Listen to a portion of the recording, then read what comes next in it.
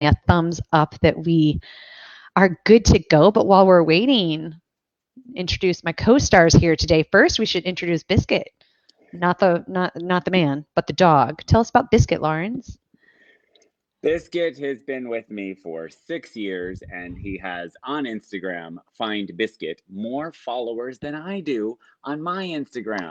Biscuit with a K, because people mispronounce all of that biscuit stuff in French in Europe. Find Biscuit. Oh, I love that. And before we went on, my daughter is in love with Biscuit. She met Biscuit back in Thailand. I was so fortunate to be part of the AFC convention in Thailand back in October. Lawrence invited me to be a part of that a long time ago, and was really excited to be able to bring Lily with me to experience that culture, not the country, as well as the people at this fitness conference. And when she met Biscuit, it was very hard to tear her away. And she kept making TikTok videos of Biscuit. I don't know if you realize that if you're not on TikTok. Biscuit is super famous on Lily's TikTok page. Anyway, I digress. We are live. I've gotten the thumbs up from my side that we're here, and I could not be more excited. So first, introduce myself because I know we got a ton of new people, thanks to you, Lawrence, being on our live today. Welcome to the ACE Group Fit page. As a disclaimer, I guess I'm not the disclaimer. I'm Shannon Fable, in case you don't know me or we have not met before. Let me put your name up on the screen here, Lawrence. There we go. I'm not the disclaimer. Let me start with who I am. I forgot about that part. I'm Shannon, and I have known Lawrence. Gosh, how long have we known each other? I don't. Forever. 3 months. 3 months. We just got to know each other. Anyway, we've been longtime friends in the fitness industry and have crossed paths on many projects. And I am so thankful to ACE that they sponsor this page. Even though it's called the ACE Group page, we always want to make sure people know this is an agnostic place that they provide for us to gather as group fitness instructors. And on this page of over 5,000 members, we have people that are just thinking about getting certified, people that have bought their study materials and are studying, people that have passed the test and are just getting into teaching or trying to get into teaching, people that have been teaching a while, and people that have been teaching forever. So it truly runs the gamut. And the second piece I always like to make sure people understand is, since this COVID-19 craziness, this global pause that we're all in has happened, we made a calculated decision on this page in particular to stop, take a moment, reflect, see what's going on out there in the world to support fitness professionals, and decide what lane we wanted to be in.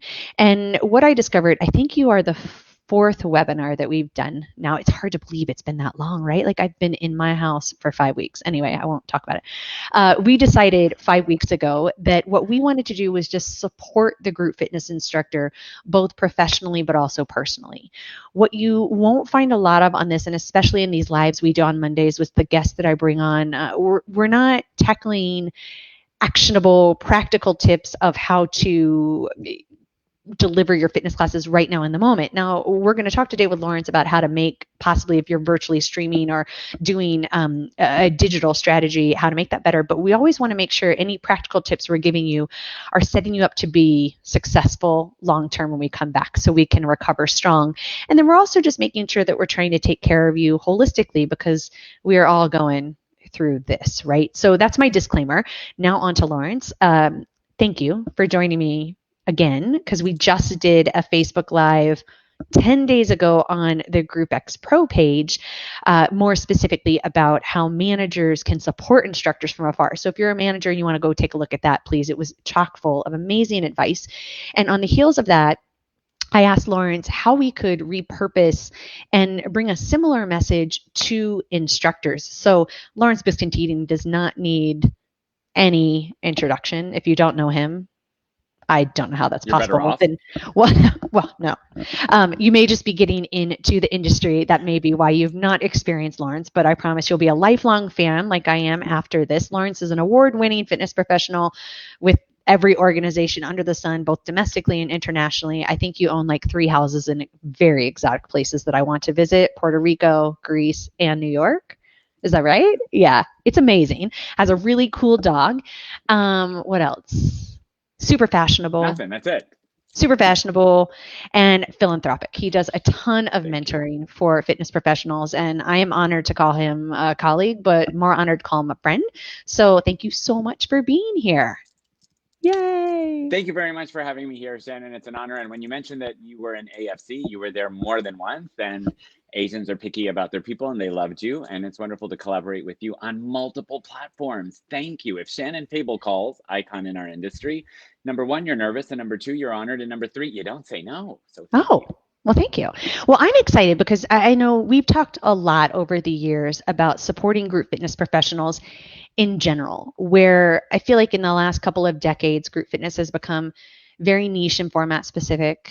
People either are teaching Les Mills or they're teaching Zumba or they're teaching this type of cycling. And so they tend to favor that deep education versus the overarching education. And that's not a criticism, it's just an observation, right? And we've talked about this. And there's good and bad to it, right? You go really I deep see what into you a mean. format and you get good at it. But sometimes if we don't have the opportunity or take the time to go back to the overarching concepts of teaching group fitness, we can get stale. We can not be as effective as we possibly want to be. And I know when we've chatted in the past over Prosecco, it's always wine or champagne with us, and food. Oh my gosh, I've got to send you this picture that I found the other day from when we were in Las Vegas together.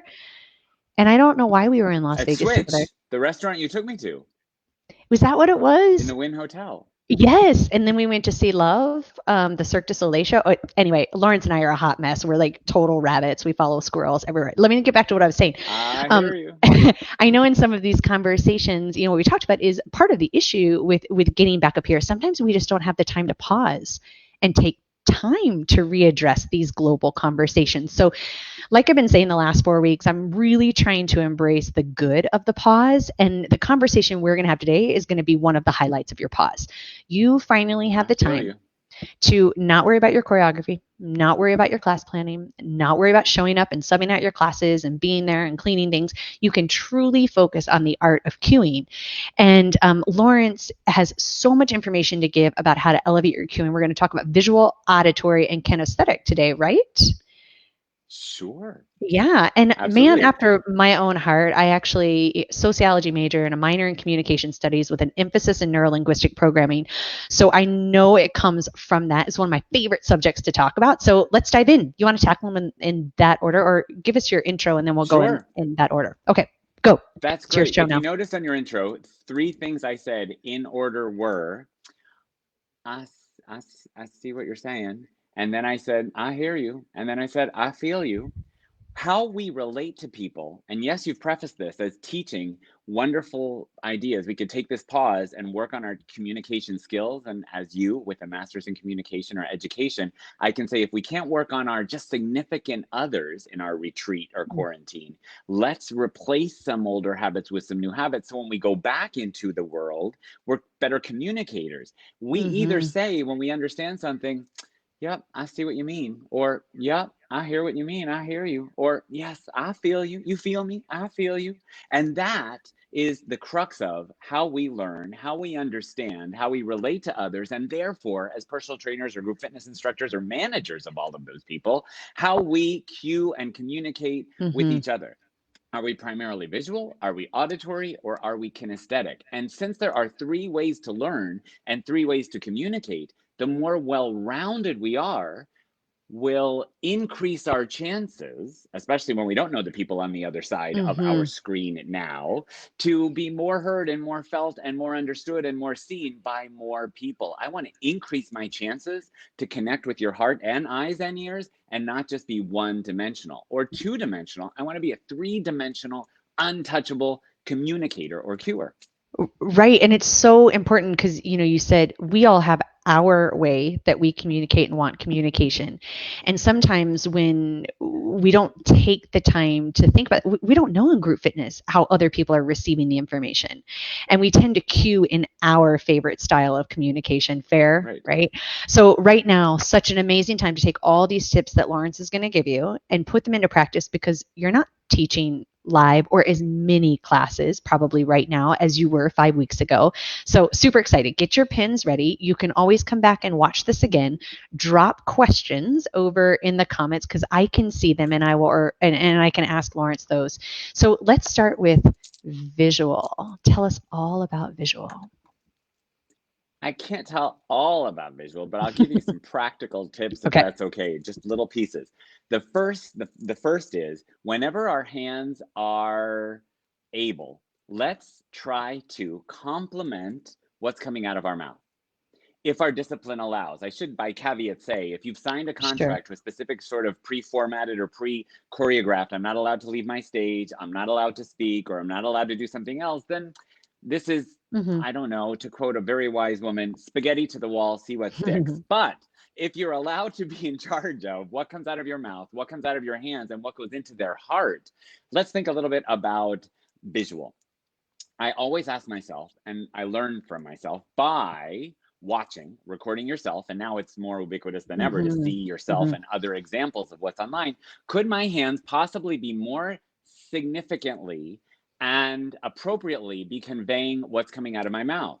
So I could say, four more shoulders back and down, that's awesome. Or I could say, four more shoulders back and down, that's awesome. And I've just given you an incredible amount of visual complementary cues. Four more numerical, shoulders anatomical, back and down, two more back and down, two more directional. That's awesome, motivational. And of our 10 types of ACE, group fitness, personal training cues possible, that's already five that just came out of my hands because they complemented my mouth, as opposed to doing nothing and walking Hmm. around, or just doing this. I'm Italian, so I want your shoulders to go back and down because it's really important. What does that mean? If you were Right. just watching and you didn't understand me, vamos a hacer los hombros hacia atrás, cuatro más, and you don't speak Spanish, you're like, well, he's really excited about whipping some meringues or egg whites for some protein, because it doesn't mean anything unless I'm Right. complimenting what's coming out of my mouth. Absolutely. So, a couple things I want to dig into. Do those visual cues again. The four more. The same? Yeah, yeah, yeah. Four more on the left side with your shoulder back and down. That's awesome. So I hope you guys noticed what he did, because he's not just, and he might not even know that he's doing it. He's not just giving you the illustration of what he's saying, but he's also doing it larger than life, like a cheerleader. So there's a big difference in going four more shoulders back and down, where it's very staccato and big so that you can be seen, then four more shoulders back and down. So I don't know if you guys picked up on that, but Lawrence is always super animated when he talks. It's the same way that he teaches. But when you're on a stage and Shy. there's this, in a good way, and character. So when you're on a stage and you have this chasm between you, however you want to say it, you have to be larger than life. And you've got to make sure that the visual hits at the exact same time that you're doing it with your body. And if you also notice, love that, his facial expressions made you pay attention to the visual as well. So it was almost like an exclamation point to what he was doing here.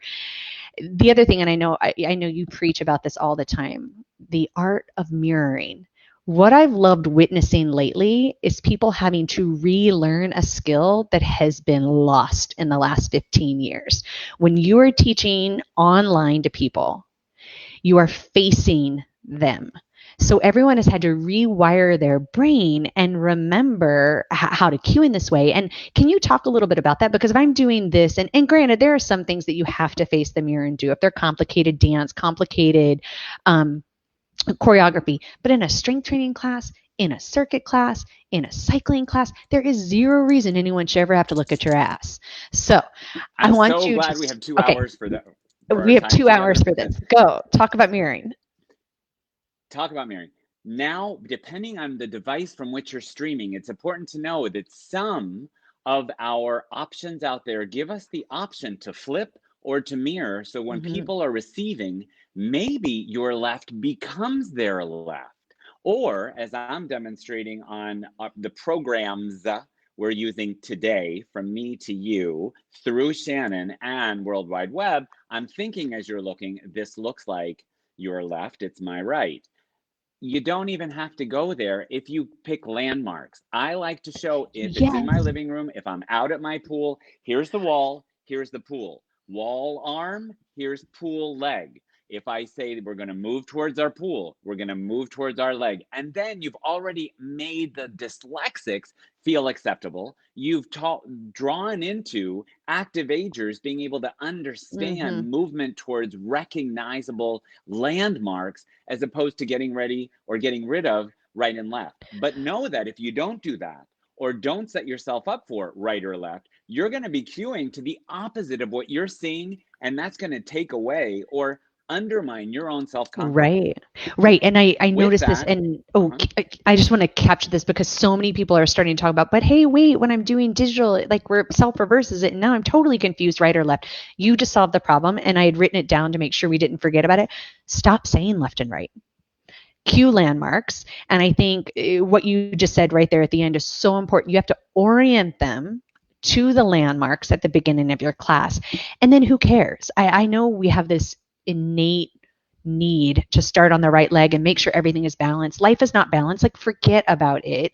But just start on whatever leg feels right. And I love that. So thank goodness because I have seen so many people confused because they do mirror or they don't mirror, and now they're facing a camera and now they don't know right from left. Just forget talking about right and left, and you'll be totally fine. I don't know my right from my left at all anymore. Do you? group fitness instructors don't and presenters don't. And the second tip for when you're facing a camera is sometimes the best place to face with your people and cue a side or a landmark is to cue no landmark and turn to a side. Mm, Here's why. Sagittal plane involves flexion and extension front to back. Transverse plane involves twisting or separating our upper and lower body with an exception of pushing our chest. You can mm-hmm, replay this if this is not a review for you. And frontal plane is any movement you could do in a toaster and not get burned if you're a bagel. So you could do lateral flexion, you could do shoulder ab, take away, AB deduction, adduction, adding back to your midline, hip abduction, adduction, and ankle inversion and mm-hmm, inversion. When you're doing frontal plane, toaster like movements, face your people.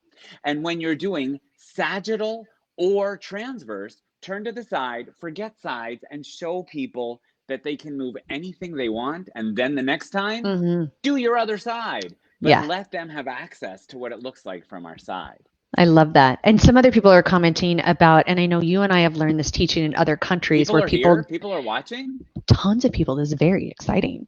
I love that we have a captive audience now that no one's teaching at lunchtime anymore. We've taught a lot in other countries. I spent over a decade teaching in Japan, and it taught me a lot about visual cueing because all of a sudden, my funny jokes that some people think are funny, my humor, the things that I say, the cues that I use, they didn't mean anything. I had to wait for them to be translated. So all of a sudden, I really dug back down into my visual toolbox and realized that it was far easier for me to use my hand signals and mirror and make eye contact with people to draw them in and connect with me so that whether they heard me or not, they felt like they understood me. And I think you would agree that's Right. huge right now that we're trying to bridge the distance. And I learned that too. And you filmed so many more videos than I ever have, but I learned that a long time ago, like trying to connect through a camera takes so much visual emphasis, not just your gestures to tell them what you're doing, but that nonverbal, the nonverbal that they see from you. So I know that's a totally different subject, but keep going. So much good stuff. Maybe we should just do like each one of these on a Monday. Visual today. Uh, no, keep going. Oh, now that you plant that theme, I mean, I know you're booked for the rest of the year. Therefore, we want to make sure that we watch ourselves with volume Oh my off gosh. and something that's at least 3 minutes and make notes with the lens or you put on your Mm-hmm. glasses of someone who's never been to your class before.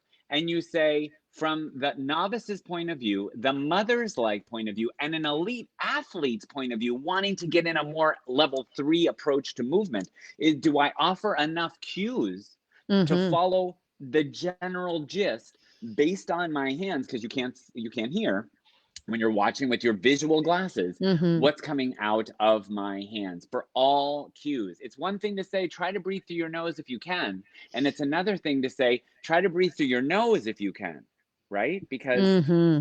I'm complimenting what I'm doing. And it's one thing to say that's awesome, great, or That's awesome. Great. I'm giving you hearts because I'm not on Facebook, but those of you are seeing I'm trying to find some complimentary way with my hands to convey meaning, because there will be some people who depend on every word, not just teaching to the foreign language multicultural melting pot like a club in New York Mm-hmm. City, or the people who just are deaf, and we do have those. I'm very, very, you mentioned Japan and your experience there. I'm very tied to the visual and auditory and kinesthetic learners. But in 1968, I was scheduled for surgery because I had lost hearing in my ears and I had cysts that Mm-hmm. needed to be removed surgically. I was dependent on every single thing I could see, what was coming, what was food, crossing a street with my mom, how to dress, Mm. where to get ready for school. You depend on everything that you see. And if we take advantage of the fact or take for granted that people are just going to listen to our words, now it's a downward facing dog. Let's get ready. And what does that mean for you if you don't speak my language or can't hear me? Ahora vamos a hacer el perro hacia abajo en el mat. Okay, muy bien, prepárense. It's just like, well, he's nodding like one of those dogs in a plastic in a car.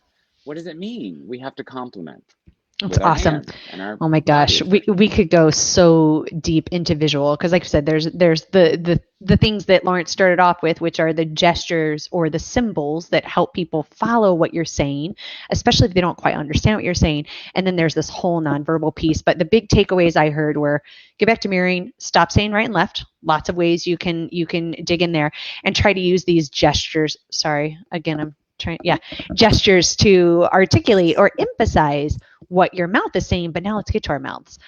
Auditory. What you got for us? I think we want to now more than ever spread love and healing and positive environments in our world that needs healing and love and positive environments, especially when we don't know who's on the other end, stopping a scroll to catch what we want to put out that's compelling. My first takeaway or tip away, which happens after I happy like that. hour, tip away is to become more positive. Let's only cue in our positive realm. Just like in visual, I've never been a fan of showing a negative because your visual learners will follow you. A lot of instructors will say, I'm seeing this, and I won't even show you. They demonstrate what they don't want. Half the class follows Mm-hmm. because 1/3 of your class is going to be visual and say, I don't really want that. Oh, well, then why'd you take time to show us? Right. Same with verbal. With auditory cues, let's only cue in the positive realm, and then we're only cueing to a solution. If I say to you, Shannon, don't think about an elephant on a bosu in a pink polka dot bikini eating popcorn in the middle of a yoga class, your mind only can go there because you understand in the language I'm using now, English, elephant, bikini, bosu, yoga, class, polka dot. Mm-hmm. And therefore, your mind has to go there before I say don't, all of those things. Right.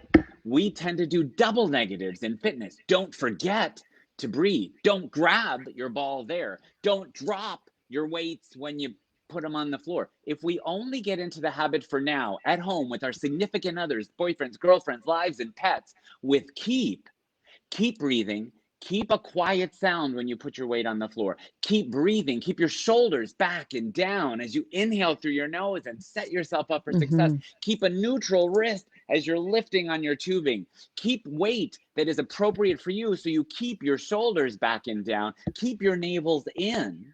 And then you're getting in the habit of a faster response from them, only cueing with love and positive Mm-hmm. environment to what's going on, and people connect immediately. Why would we ever start with a don't?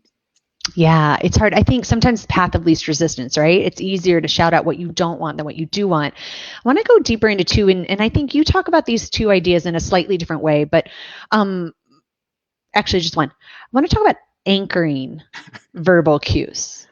And what I mean by that is we have a lexicon in fitness that comes very easy to us. Brace the core is a great example. And I hear people throwing out that cue over and over and over and over and over and over and over. And the fact is, your regulars might know what it is because they've been with you so long. And at some point, they finally got the memo. But my mom, the first time she hears it, she's left going, what does that mean? So I call this concept of cueing anchoring your cue. So you might say, all right, let me back up. If you teach body pump, They do it perfectly for core engagement. They set up set position during the warm up, but they always walk you through what set position is.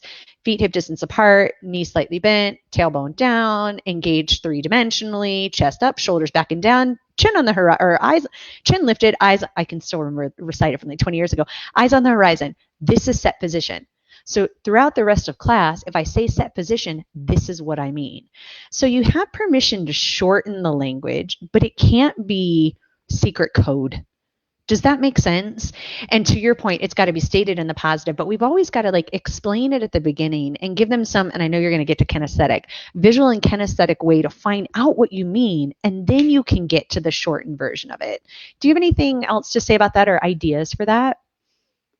Another example is when I was teaching my mom, and I'd say, engage your abs. She's been married more than a few times. And so when she hears the word engage, it's not always a positive experience for her. She's like, where's the ring? What does this involve? Where's the contract? Just like your core or brace, we have to be aware of, even for those who know, that for every few minutes, our brain will only process similar cues only so many times, and they Mm-hmm. become habitual cues. Let's make inspirational cues once in a while, and then everyone is compelled to listen. So the people who can raise their eyebrows will be like, what? Did he just say that? If it gets them there, if it gets them to cue a little bit, connect to their body a little bit Mm-hmm. more, let's be aware of being positive cuers. Let's being aware of making ourselves accessible, like you said, define and anchor our Mm-hmm. cues. And once in a while, find words that you've never used to say the Mm-hmm. same thing, so that people have a balance in every experience we create between inspirational and Mm-hmm. habitual. What's a crazy way we could cue to bring your navel to your spine? We're all naked on the beach, or we're in bikinis in Mykonos, my favorite beach. You don't wear a bathing suit. Here we go. I'm going to take you a picture from your side. What are you going to do? Instantly, people connect who have Mm-hmm. nothing to do with fitness, perhaps, because everybody knows how to lift here and draw in against all the sangrias you've just ingested. So I think that once in a while, it's okay if it takes more time and gives more words to get people Sure. to connect on a deeper level. Right. And then you can be succinct later. And I think you bring up a great point. We do end up saying the same words over and over because they either resonate with us or that's what we were taught or we've always said it that way. You said a little while ago, while we're at home forced to videotape anyway, take some time and videotape yourself. And this time, just listen to the words you're saying. I'm sure you would use that as a great next step and find the words that you say over and over that if you gave it to your mom or somebody who doesn't exercise, would they know? Like the one that I used to point out in cycling all the time, there are two: breathe, breathing. What do you mean by that? Why now? What's the point? Give me some more because now you're just taking up air by saying something because you don't want to be quiet. And then the second in cycling, and I think this translates to a lot of classes, is explaining how people are feeling by using numbers. So we tend to talk in RPE or Borg scale or zones or percent of heart rate max. But at the end of the day, without explaining what that feels like in layman's terms, this is another great one to really practice on anchoring while you've got some time away from your habits. So, for example, in Schwinn, we cue zone 1, 2, 3, 4. But if I just say, come on, Lawrence, warm up, zone 1, what does one mean? Now, if you tell me one means this is your gossip zone, we're on our little cruisers with our baskets riding into town, and we can have a conversation about everything that's happening with our favorite stars on People magazine covers. Now I know what you mean. And then I can anchor it. Throughout the class, whenever I say come back to zone 1, this is how I want you to feel. And the more robust I can make that explanation, right? So I think these are two big things I would suggest that you guys take some time to think about because we do become, I love that you said use the word habitual. We become very habitual with words we use as either shortcuts or because it's just always the way we've explained it. So taking some time to really focus on enriching your vocabulary and like you said, stating it in the positive would be amazing. Good stuff. I want to go back to one question I saw way up here. And I'm going to change it just a little bit because none of us want to talk about formats, but we were asked the question, how do we feel about Zumba, which seems to only promote visual cues? Do you want me to tackle? Because I have a non-political way to explain it. Sure, and I know that Zumba B1 has evolved over years, Hmm. especially Zumba Gold encourages verbal. And part of the Hmm. B1 I took with Josie and Joy, who taught the beginning first ever Zumba Gold, we had a whole section of our afternoon about how to communicate with active older adults, right? Hmm. Verbally, as well as visually, as well as kinesthetically. I don't think anyone has ever said in any program, you may not open your mouth, at Right. least in the program that you're specifically talking about, if you Yeah. can get better communication to your classes and clients. Now, and what I thought was interesting, and I will be the first to admit, I want to say it's probably 15 years ago was the first time that I brought Zumba onto my schedule, and I was not well versed in it. So the first time I came in to audit a girl's class that was teaching Zumba and she didn't open her mouth for 60 minutes, I was like, what the heck?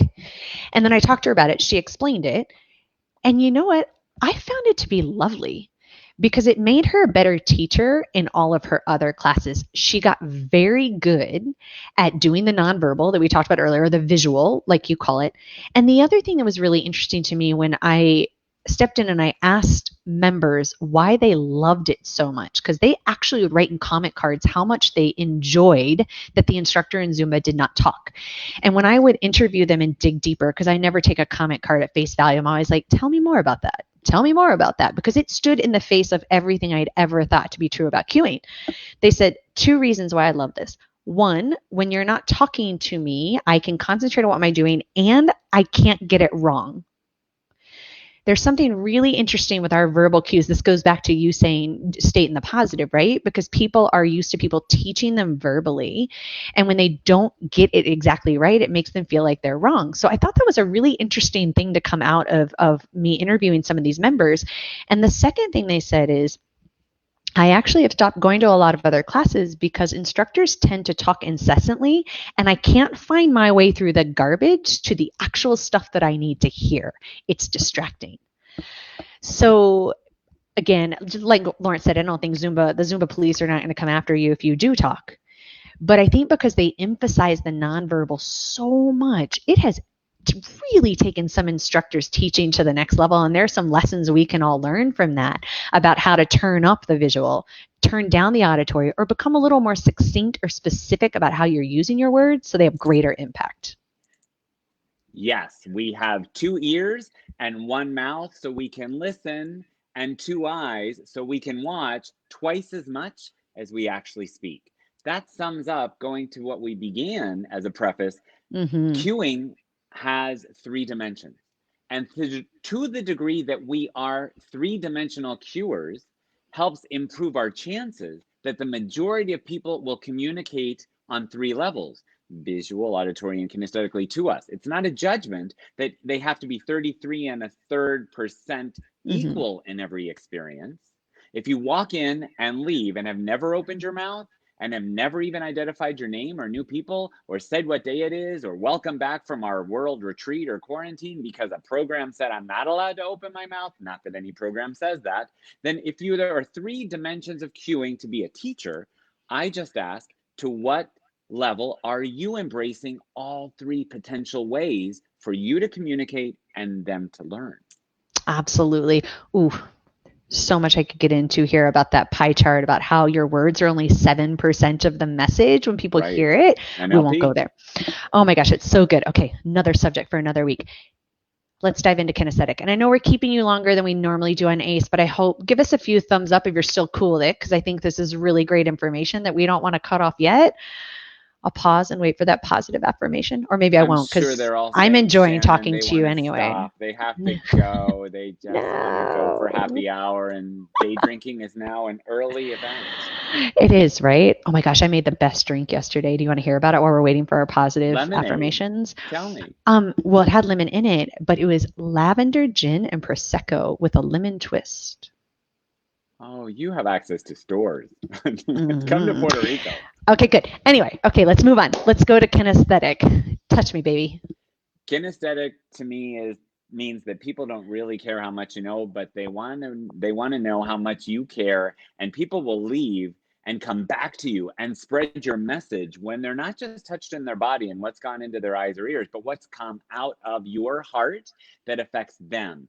Just like the visual will say, I see what you mean, and the auditory, I hear you. I hear what you're saying. And the kinesthetic's going to be, I feel you. Do you feel me? Do you feel me? Do you Mm-hmm. feel what I'm saying? I'm trying to get my head on what this really is supposed to feel like. People want to know that we're embracing them in some way. And my favorite way to go there is one of my favorite F words that I hope we can say on the American Council on Exercise webinar. And that F word is feeling. We're always so into, as group fitness instructors, personal trainers, and cueing coaches, telling people what to do, and in group fitness, when to do it and how many to do it, that we often forget where to invite them to feel. Mm-hmm. I invite you to feel it here, or I feel it here, not with the should word, because everybody's at a different level with different expectations and bodies. So I Mm-hmm. always say we shouldn't should on people. Stop shoulding on me. You should do this. You should do this. And it also means by taking away the word should, we probably want to avoid saying, oh, you'll love this stretch, as the girl bends and splits upside down on one arm with a TRX and a glow stick. Bless her heart. That's great for her. And she loves it. And it's okay. And it's a huge difference to say, I love this because I feel it here, but not you'll love this because. Maybe make invitations. I invite you to feel this here. The purpose of this cardio strength, flexibility, balance, neuromuscular brain gain, whatever it be, Mm-hmm. is to feel this.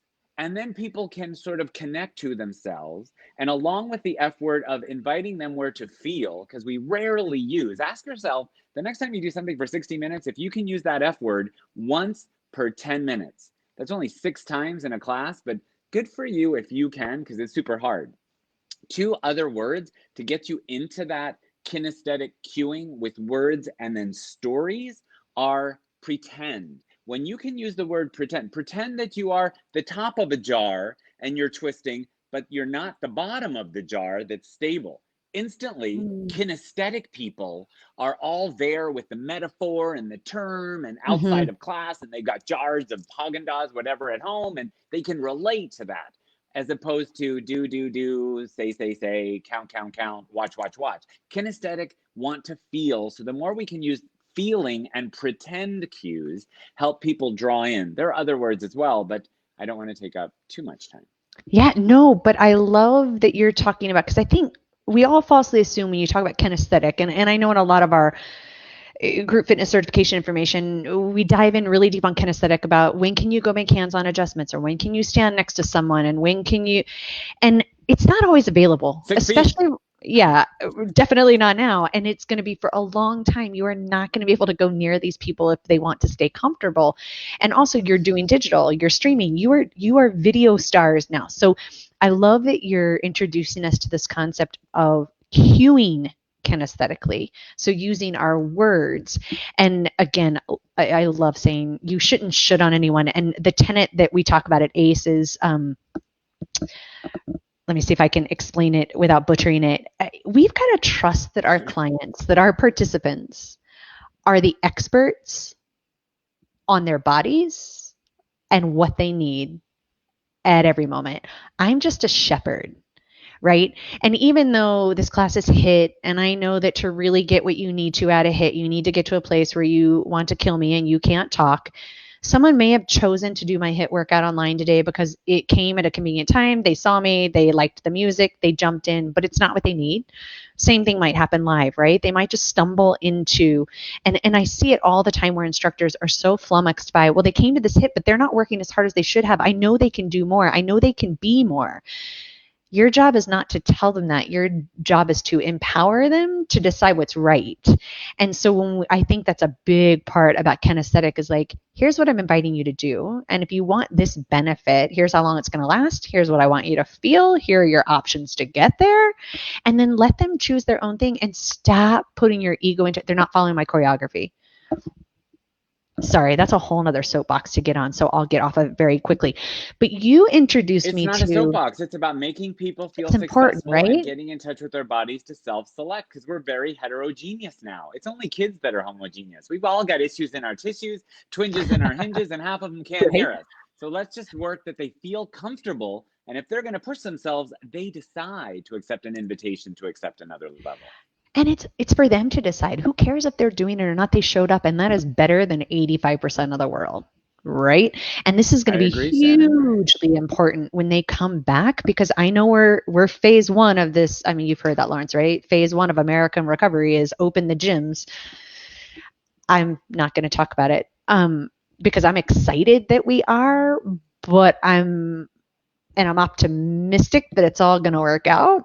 But I also know there are a lot of people that, even though somebody has magically said that we are part of phase one for whatever reasons, a lot of people aren't going to come back until they feel really comfortable with the way that we are going to protect them. So when we do, we have an even bigger responsibility to make them feel really good about whatever choices they made. They are risking their health to show up in our classes. So stop telling them they need to jump in. If you can't do that, do this. Again, another soapbox maybe for next Monday. You introduced me to a Feldenkrais quote that, again, I'm going to totally butcher because over the past decade, I think I have morphed it. What do you remember it? About No not judging, judgments, just just awareness. awareness. Yes. I Whether have you choose level 1 or level 3, or just sit and think about a tree instead of balancing like a tree, you're doing something. Not judging one difference between one side or another. Comparison is the thief of joy. You can't compare yourself with other people. And now we know you can't compare your right knee with your left knee.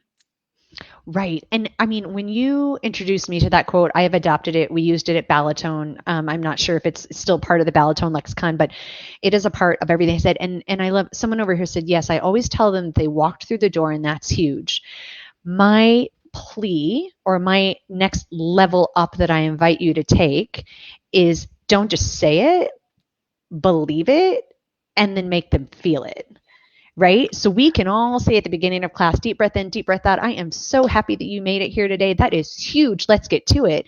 But then if we don't actually believe that, and our ego is tied up in whether or not they're working as hard as they can or doing what I tell them to do for fear of them saying we're not a hard teacher or the best teacher, then we're not going to be able to put ourselves in a place to take all these great ideas that Lawrence gave us to elevate our cueing and truly make it where there are no judgments, just awareness. And you are the expert on your body and what you need. I'm just here to do my job, right? Just like when you go to the movie theater, no one's running in there going, you paid $15 to be here and you bought your popcorn, wake up. Right? It's up to you what you do with your time and with your investment. Anyway, I digress. So love everything you said about kinesthetic, and I think you would support. You talked about visual. Film yourself, turn off the volume and watch it, and think about all the things that Lawrence said in that first 15-20 minutes about how we can be better at visual cueing. Second, we talked about, now I want you to film it and I want you to listen to it, but not watch your beautiful self and how good you are at moving and how great you are with your visual cues. And listen to the words that you're using, the words you're not using, how much you're talking, how fast you're talking, how slow you're talking. Is there any intonation? And again, that's a whole other conversation, but really listen three-dimensionally to what you're saying. And then finally, I think a really big, huge new tip that you probably got from Lawrence is this whole idea of kinesthetic. So we can't physically be next to people. So how are you inviting those kinesthetic learners to really feel what you want them to feel? And I always say you've got to cue people for what they should be feeling, not what they should be looking like, because it's very different. And I know we've talked about this one before too, like in squats. Challenge yourself this week to stop cueing squats to keep your knees behind your toes. That's what a squat may look like for most people. But what should it feel like? I want you to feel more weight in your heels than anywhere else on your foot. And then you get them down in the squat and you say, hold it, and say, can you wiggle your toes? Do you feel the weight in your feet? And let them check their work and then move on. Those are all examples of kinesthetic cues too. So I think Lawrence and I could keep you here for another. As you can tell, we're both very passionate about this conversation. So write in the comments like some part twos you would want us to do. We've got a lot of Facebook Lives coming over the next couple of weeks. I can't off the top of my head. This conversation is taking me so deep into what I want to be talking about for the rest of the day that I've forgotten what I'm doing next week. I think it's about how to learn something new. Shannon, thank you for calling out the comments. And I should mention to anyone who's here that may know me and maybe that I know, thank you for showing up live. And please know that I don't see the comments, or I'm not ignoring you consciously. Yes. Oh no, I'm trying to feed him as best I can. And that's why you see me keep going like this. I promise I'm not like checking email over here or anything. Any last parting words of advice? Like, how can we use this time besides videotaping ourselves. You have any other tips of how we could use this time to really elevate our visual, auditory, and kinesthetic cueing? I have nothing more to say. Never did Lawrence say. I will, because you quoted me with Feldenkrais to you, finish by coming full circle with a quote you gave me that I have tweaked, or you say butcher, over the years. Our Mm. front row, from the people who want our jobs to the negative Nellies, will always tell us exactly what they really think. And we don't have to worry if we did 4 less reps on one side than the other, because they've already done them and brought it to our attention in front of everyone. You got to Mm-hmm. listen to what they're saying all the time and have your ears peeled. That middle of your experience, or the people who are going to bring you your Christmas, Hanukkah, Kwanzaa, New Year's Eve cookies and the gift box to Starbucks, and they're going to give you gifts, and they're going to be there, and they just blend in, but they're your biggest supporters, and they actually do something called a smile during your experience, like you're not auditioning for them every single time you show up. So you got to watch them, because they're always there, and give them things that make them see that you see them. And then your back row, the latecomers, the body issues, the people who just want to hide and whatever's going on here, feel more comfortable not being seen and just back there. You got to have empathy for them, and you got to have a heart for them. So when you teach, my friends, with your ears for your front row, eyes for your middle, and heart for your back, instantly you are a 3-dimensional cuer. And if you remember Mm-hmm. that, you are a teacher and not a fitness performer. And that ultimately is where we want to go, in excellence for everyone. So you ask yourself now, with all the people around you, even your pets, do you want to say don't pee here, and your pet hears a don't and a pee and a here?